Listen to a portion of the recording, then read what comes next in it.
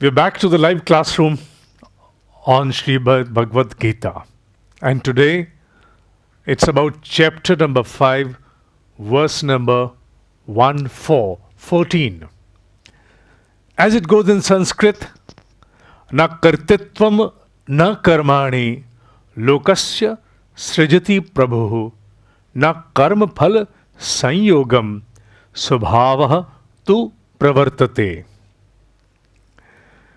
In Sanskrit, what it says, it thickly means that he or it, the cosmic creator, the cosmic discipline, he is neither the doer nor does he connive for any actions to come into form.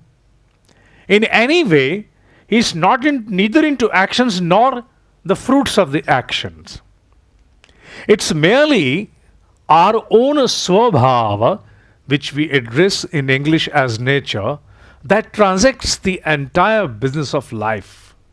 In other words, we transact the entire business of life ourselves to all extents. Before I come on to the interpretation of this particular verse, 3 questions arose in my mind when I was going through this particular knowledge that has been bestowed to us by great ancient masters. What were those 3 questions? I'll come on to connect my understanding or the connection of the questions with this particular verse after I'm able to give you the questions. The first question that came to my mind was, Am I the creator of my destiny? This is the first question that came to my mind. Second question that came to my mind was, can I alter or change or recreate my destiny? And the third understanding that came into me, or the question that came to me, was that does Almighty bear any interference in my life? These 3 questions came to my mind when I was trying to develop an understanding upon the esoteric verse number 14 of chapter 5. These 3 questions came to me. Why? Because under this verse, this particular line says, Swabhavaha tu pravartate. What does it mean? Swabhavaha means that my own state of mind, my own deep understandings, they transact to determine what is going to be in my life in the form of circumstances, in the form of the upcoming future, the unforeseen future. That means all happenings in my life are going to be an outcome of the state of mind that I bear.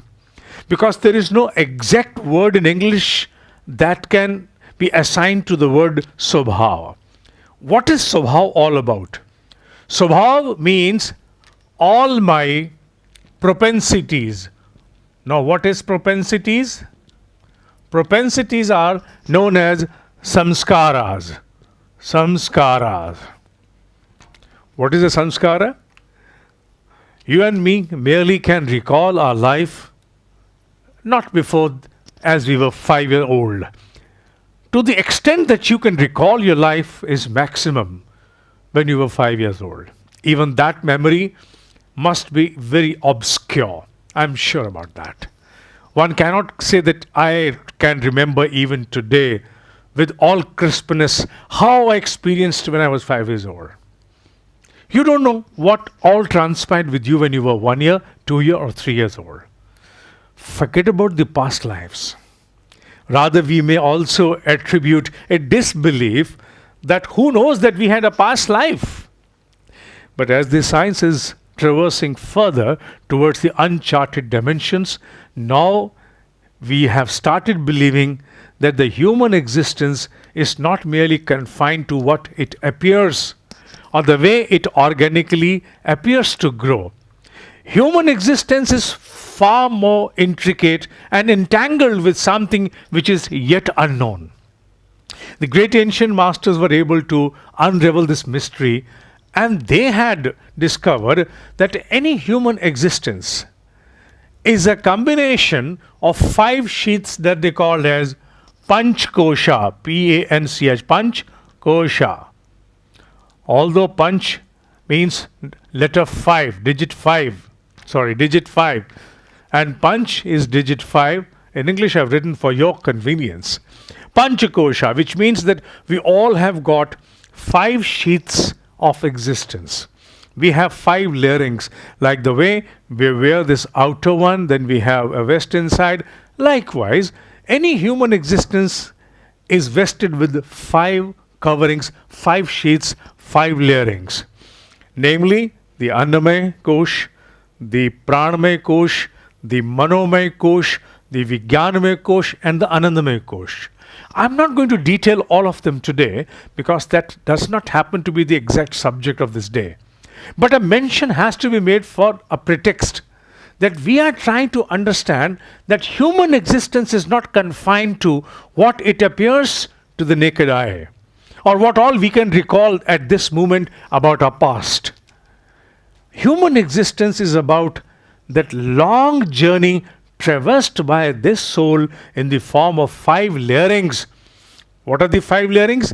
They comprise all experiences that we have gathered in the past during all unknown lives, whether it be our food habits, whether it be about the kind of emotional treasure that we all bear, whether it be kind of thought patterns that we are more inclined towards, the kind of imagination, intents, the creativity we have, or the negativism that we bear. All those experiences certainly have some roots in the past which are deeply engraved in our existence. They may not be at the surface that we can trace them, but yes, their existence cannot be denied. And those roots of our human existence are called as propensities that drive our decisions, that drive us through at moments when we want to go in another direction, but our propensities come heavily and force us to deflect from whatever we have decided. The second contributant into the creation or the formation of Swabhava, that thickly we know as nature. What is your nature? Your nature is such. Your nature means the nature of an individual, which we term as Swabhav in Sanskrit. The contributants of Swabhav are propensities. Number 2 is your intellect. Intellect means your ability to contemplate, discern, distinguish, and discriminate between different kind of facts that we generally understand as buddhi in Hindi and Sanskrit both. The third contributant to the formation of your swabhav or nature is very interesting. Your urges, all your inner urge, kamanaye, urges are countless. But when they come, they sway all rational. However, you may be firm within yourself, but if an urge arises, like a flood, like a gateway of a flood, it comes and it thwarts all your reasonable understanding that you bear. These urges have a very strong hold. Then the fourth is the priorities of your life. Priorities of your life. These 4 connive and contribute to the formation of what we call as swabhav or nature. Because here in this particular verse, it is clearly said that swabhav pravartate, which means that it is your nature that creates everything for you in your life, be it the circumstantial appearance at this moment, or in the life at this moment, or whatever has transpired in the past, or whatever shall transpire in the future. Although there is a disbelief that also accompanies this understanding, and that disbelief I have already made a mention in the form of these three questions. If I take this ancient understanding to be as the fact of life, that I am the creator of the entirety of my life, I've chosen that each and every person that I confront, whether good or bad, to come before me, all experiences, good or bad, to turn up before me, all occurrences, however I may have a dislike towards them, to come and I have to face them. If that be so, a disbelief which probably has to be removed, which accompanies is, am I the real creator of my destiny? Number two, if it is so, can I alter, change, or recreate my destiny? Acha. If all this is right, that I am the creator of my destiny and I behold the might to alter or change my destiny, does it in any way mean that the creating force, the creator, the cosmic discipline, the Almighty, does he have no interference? Is he nowhere to come and deflect me or come and give me a bliss? Doesn't he have it any kind of an existence? These three understandings travel within me while I was undergoing this particular interpretation of the verse number 14, which says, you and you alone are the creator, because you alone, through the exercise of your own nature, transact the entire business of life, of in any form, be it your personal, familial, or be it your professional, social, whatever it may be. Now it's true, we have to understand that it is a fact. A human being does not get what he wants. It's an age-old saying. You don't get what you want, you get what you are. What does it mean? You don't get what you want is that you merely don't get what your urges are, but at the same time, you certainly get what you are. And what you are is a mixture of various contributants that you see here in the list as 4.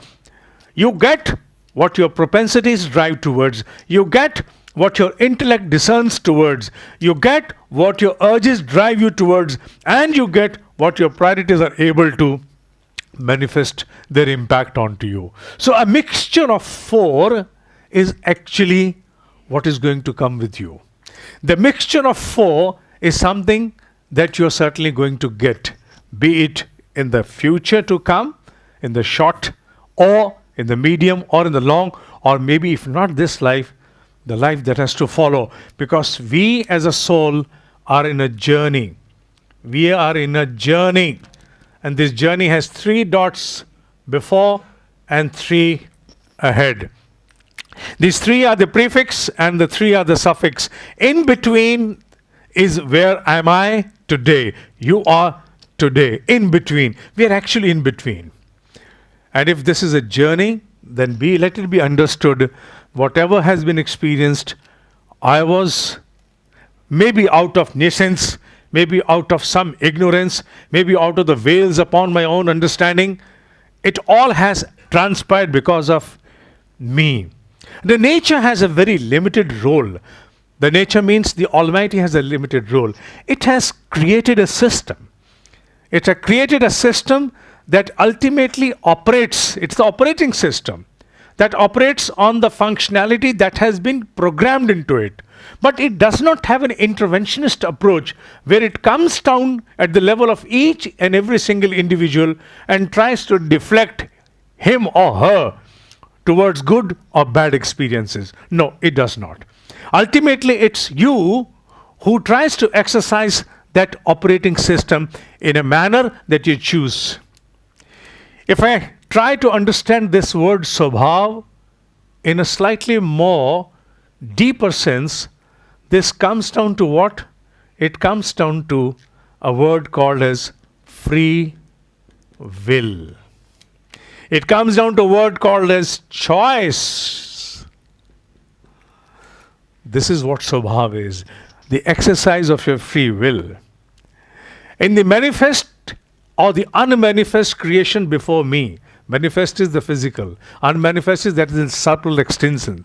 The subtle existence, whatever is there in front of me, all that is actually transacted by the exercise of my free will, which I may in common terms assert as my choice. The way I assert my choices, the way I try to nourish my choices, I cherish my destiny in accordance to that same. This understanding, it takes a while to get grounded in a human, because a human is a mixture of various kinds of contradictions. When you are reading something in contrarian comes at the back of your mind and drives you to deflect you. It happens so with all of us, not only for this subject, but with several subjects and understandings that we try to arrive or conclude. And it goes on with the same as well. The entire objection started, which is now ultimately going to culminate to endorsement. Ultimately, we will endorse it. But the objection started when these 2-3 words in the verse stated, Swabhav tu pravartate. This is probably from where the objection had started. Is it so that I am the actual creator? I am the actual doer? I am the one who creates my destiny? Am I the one who can recreate my destiny? And am I the one who can at the same time understand various aspects of all occurrences with me in past or the future and even present? While exercising the free will and choice, a question comes: if everything has been done by me, then all those stumbling blocks that I have experienced in my life, for which I directly cannot assign any exercise of my free will or choice, why did it happen? Why do some people, despite of so much of effort, are not able to gather even an infinitesimal of success? Why some people, without even making much effort, are able to gather and accumulate so much? And why things always go wrong with me only? Why me? Why me? Why me? Why me? This why me has to be understood. Why me? Why don't you understand this? This why me is a question which is very important question. And this question is there before not only you and me, but before thousands and lakhs and millions of us. This question goes on. Why me? Why me alone? Well, the answer again lies, according to the ancient Indian understanding, ancient Indian wisdom states that the human destiny or the human experiences have 3 kinds of karmas that one has to experience. One is known as the hardest possible fate that we know as, in Hindi we call it prarabdha. Prarabdha. The second is karmani, and third is the sanchit. I'll not go much about the karmani and the sanchit because prarabdha is more important that I want to assert.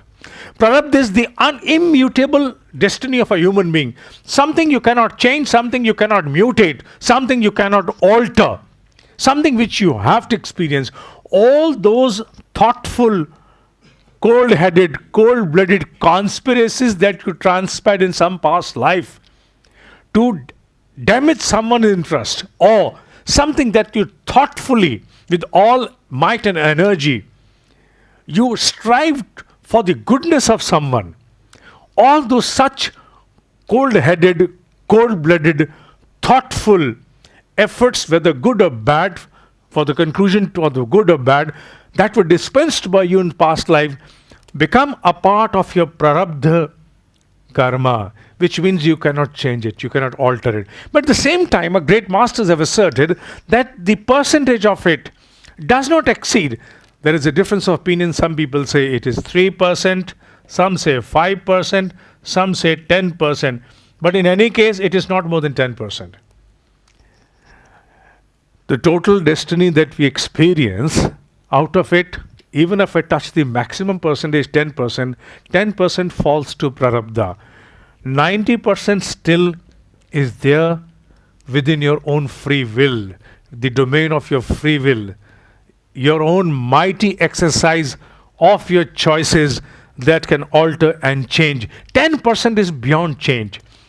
The house that you were supposed to be born is now beyond change. The day you will expire with this body, with this physical body from this planet, probably is something which you may not be able to alter. The day is a certain for you. And there are certain other incidents also, occurrences that may be in the form of accidents or great opportunities that you never imagined when they turn up. They could be part of this 10%, but 90% is yet with you. Had 90% not been vested in a human being, there was no need for the great mentor of all times, Krishna, to keep motivating Arjuna to exercise his rightful free will, the choice. One thing more that's very important to make a mention here, it's all about the free will and the choice that we exercise to transact the business of the life. Svabhava pravartate, that all that we experience in life is because of us alone. Had it not been the fact, the prominence that has been assigned to Gayatri Mahamantra, Gayatri Mantra, that we call in English as Gayatri Mantra, would not have been such. This mantra is considered as the epitome of ancient Indian belief system.